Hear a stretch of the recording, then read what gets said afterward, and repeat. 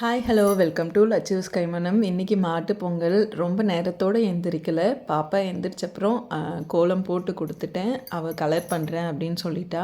அதனால் நான் முடிச்சுட்டு சமைக்க போயிட்டேன். இந்த மாடுக்கு கலர் கொடுத்தது தான் நான். மற்ற இடத்துக்கெல்லாம் பாப்பா கலர் கொடுத்துட்டா. நான் ஒயிட் அவுட்லைன் கொடுத்துட்டேன். ஸோ இன்றைக்கி கோலம் சூப்பராகவே இருந்தது. சைந்தவி ரொம்ப ஹாப்பி. துளசி மாடத்துக்கும் கோலம் போடணும் அப்படின்னு சொல்லிட்டு அவள் கோலப்பொடியெல்லாம் எடுத்துகிட்டு வந்திருந்தா. அவளுக்கு ஒரு கோலத்தை போட்டு கொடுத்துட்டு நான் டிஃபனுக்கு என்ன பண்ணலாம் அப்படின்னா பிதுக்கம்பருப்பு குழம்பு வைக்கலாம் தாங்க. அதாவது அவரைக்கொட்டையை ஊற வச்சுட்டு அந்த தோலை ரிமூவ் பண்ணிவிட்டு அதனோட பருப்பில் மட்டும் குழம்பு செய்கிறதுங்க.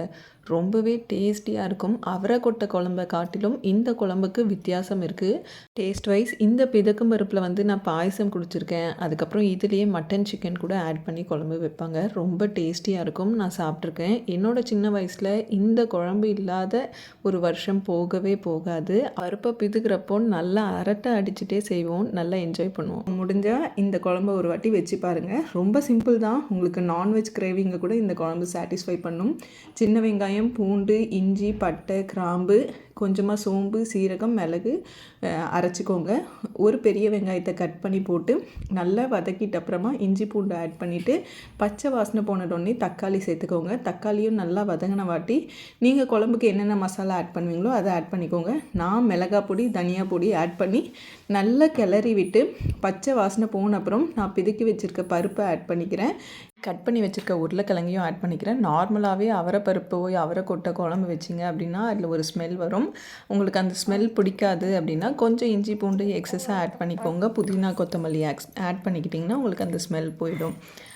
அடுத்து பார்த்திங்கன்னா தண்ணி ஆட் பண்ணி நல்லா கொதி வர நேரத்தில் நம்ம தேங்காவை அரைச்சி அதில் ஆட் பண்ணிக்கிட்டோம் அப்படின்னா நமக்கு குழம்பு ரெடி. ஸோ சைந்தவிக்கு நார்மலாக அந்த கொட்டை கரைஞ்சிதுன்னா அவளுக்கு பிடிக்கும். அதனால் நான் குக்கரில் ஒரு 2 விசில் விட்டுக்கிறேன். இவங்க சாப்பிட்றதுக்கு நார்மல் கடாயிலே தாளித்து விடுங்க. கொட்டை கரெக்டாக வெந்துடும். அண்ட் கொட்டையும் முழுசாக இருக்கும். அண்ட் சைட் பை சைடு நான் பூரியும் போட ஆரம்பிச்சிட்டேன். எனக்கு பூரின்னா ரொம்ப பிடிக்கும். அண்ட் சைந்தவிக்கும் பூரின்னா ரொம்ப பிடிக்கும். நேற்றே பூரி செய்கிறதா பிளான் இருந்துச்சு. பட் வேலை அப்படின்றதுனால என்னால் செய்ய முடியல. இன்றைக்கி இந்த பிரேக்ஃபாஸ்ட் எல்லாருக்குமே ரொம்ப பிடிக்கும். அண்ட் இதே குழம்புக்கு நான் ஆஃப்டர்நூன் ரைஸ் அண்ட் ரசம் வச்சுட்டேன் அப்படின்னா இன்றைக்கான சமையல் வேலை முடிஞ்சது. இருந்ததுன்னா நாங்கள் நைட்டுக்கும் இதே குழம்புக்கு தோசை போட்டு சாப்பிட்ருவோம். பட்டு குழம்பு காலி ஆகிடுச்சி அப்படின்னா நைட்டு சட்னி போட்டு தோசை போட்டுப்பேன்.